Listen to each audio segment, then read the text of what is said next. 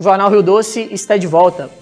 No Brasil, cerca de 40 milhões de pessoas possuem o pré-diabetes. E de acordo com estudos, essas pessoas possuem 25% de chances a mais de sofrerem um ataque cardíaco, o que você vai ver a seguir nesta reportagem. De 6 em 6 meses, Dona Alda tem encontro marcado com um endocrinologista. É consulta de rotina. O diabetes está controlado há muito tempo. São mais de 30 anos vivendo com a doença, que requer vigilância constante com alimentação e outros hábitos. Quando o médico te dá orientação, a gente tem que ter essa disciplina, se a gente quiser ter uma vida mais longa. Porque o diabetes depende muito dessa disciplina. Então, isso é que contribui muito, para o meu tratamento estar hoje da maneira que está, controlado. O Brasil tem perto de 17 milhões de diabéticos e metade disso nem sabe dessa condição silenciosa. E 40 milhões ainda não têm o diagnóstico, mas se encaixam numa situação perigosa, a pré-diabetes. O pré-diabetes normalmente vai ser assintomático, então por isso a gente deve rastrear nos pacientes com fatores de risco para o desenvolvimento de diabetes e pré-diabetes, rastrear a doença nessa população, fazer os exames de rotina, consultar com os médicos de rotina para detectar o mais precoce possível essas alterações na glicose. Diabetes vai muito além das restrições alimentares. É doença degenerativa que afeta todo o corpo, inclusive o coração.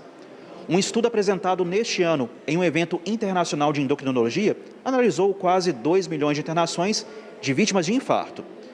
Ao analisar os dados em profundidade, descobriu-se que 25% desses pacientes tinham pré-diabetes. A principal autora do estudo diz que isso reforça a necessidade de estimular a todos que estão nessa condição a adotar dieta saudável e fazer 150 minutos de atividade física por semana. O que a gente entende é que os mesmos fatores de risco que a gente tem para o desenvolvimento do diabetes, a gente tem também para o desenvolvimento da doença do coração. Então, o sedentarismo, o excesso de peso, e hábitos de alimentação inadequados, E ao mesmo tempo, a gente entende que os valores de glicose altos, podem levar a danos nos vasos, a formação de placas ateroscleróticas, e o infarto, a oclusão dessas artérias. Com um tratamento adequado, com uma alimentação boa, um exercício físico, com a comunicação com a família também.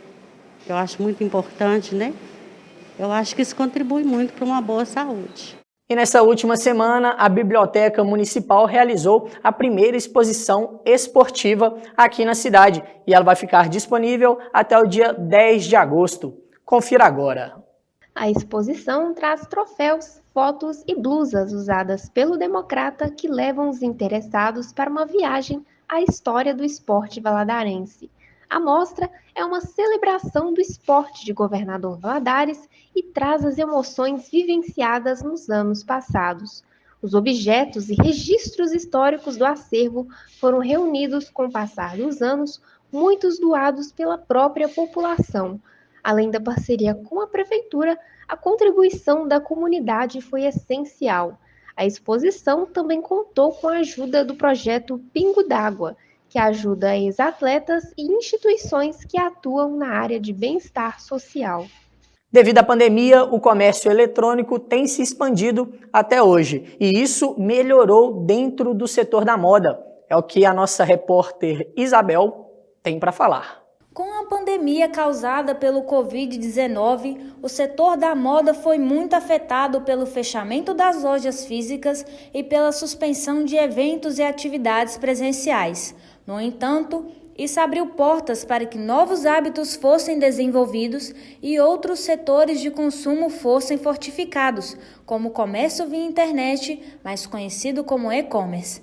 Além disso, durante o período de isolamento, houve um boom de pessoas adentrando o segmento de criadores de conteúdo digital no nicho da moda, o que atraiu novos olhares e interpretações no mercado.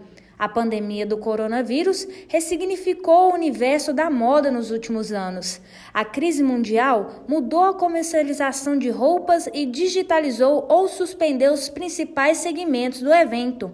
Entretanto, devido à vacinação em massa, as passarelas voltaram a ditar quais seriam as tendências de moda para 2022 e quais peças devemos ter em nossos guarda-roupas. Tamanhos, cores e recortes. Quais são as principais tendências para este ano?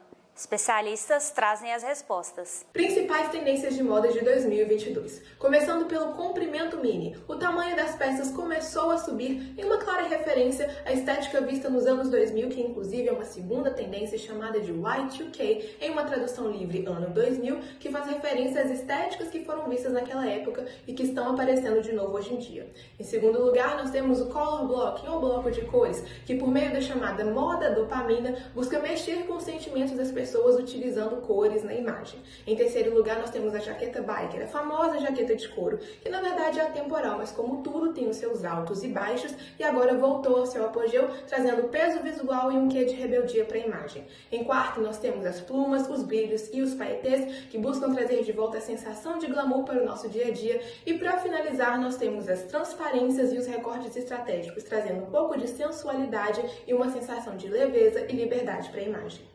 O Jornal Rio Doce vai ficando por aqui. Uma boa noite para você, uma ótima semana e até amanhã.